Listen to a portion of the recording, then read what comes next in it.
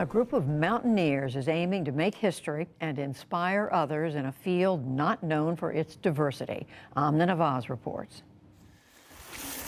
Most days for Dom Mullins start like this: runs through the woods, workouts in his makeshift gym, and post-exercise plunges into a freezing cold pond. It's a grueling regimen, all to prepare to climb a mountain synonymous with the ultimate challenge, Mount Everest. To climb a mountain like Everest, you need to have a lot of endurance. So that's what I'm doing. I'm building my endurance over time. Mullins, who's been climbing for more than a decade, is part of a group that aims to become the first all-black team to summit the world's highest mountain. Called Full Circle Everest, the team of 10 experienced mountaineers and climbers from the United States and Kenya is set to climb Everest next spring. Two unassuming men had climbed the 29,000-foot monarch of the Himalayas. Since Tenzing Norgay and Edmund Hillary first climbed Everest in 1953, around 6,000 have followed in their footsteps.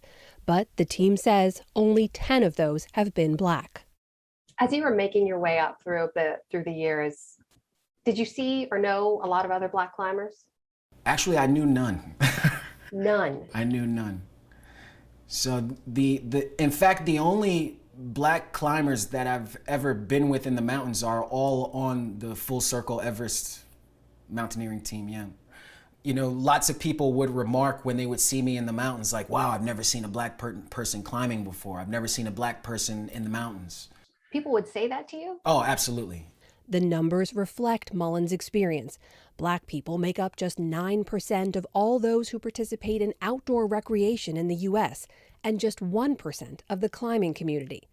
Mullins, an Iraq War veteran, was introduced to climbing through his work in veterans organizations. He says it helped to fill a void left by the military.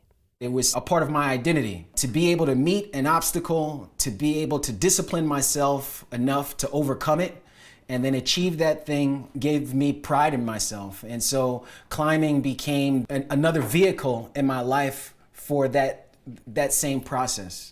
When you think back to that very first climb you did, not knowing what was ahead, not knowing what it would take, do you think you would have ever known back then that you'd be attempting to summit Everest these years later? Absolutely not. Absolutely not. By attempting to scale Mount Everest, he hopes to inspire others to connect with the outdoors and to highlight the access barriers black communities often face. There was absolutely no one that I knew in my community that even hiked or camped outside. If you don't have people who live within proximity to you that you can learn certain things from, then you don't learn those things. We're going to try to raise another $25,000 through crowdfunding. The cost, too, is a hurdle. Full Circle Everest has so far raised more than $500,000 from sponsors and fundraising to make their summit attempt possible. Team lead Philip Henderson. Everest expeditions don't happen unless you have sponsorship or you're pretty wealthy.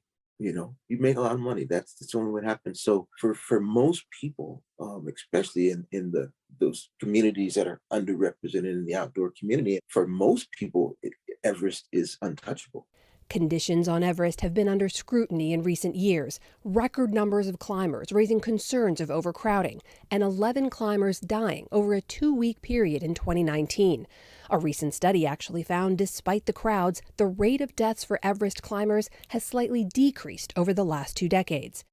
Despite safety worries, Henderson, who attempted to summit Everest in 2012, is confident. I know that people die on Everest every year. They always have. We look at managing the risk the best we can, knowing that there are a lot of things that are out of your control, but the things that are within our control is what really makes the difference. Mullins, too, believes all the preparation will pay off in Nepal. I've had so many hurdles, as you do when you're training for something like this, but it's meeting those hurdles and overcoming them that really allows you a certain belief in your ability for the main event. Reaching for new heights and forging a new path for others to follow. For the PBS NewsHour, I'm Amna Nawaz.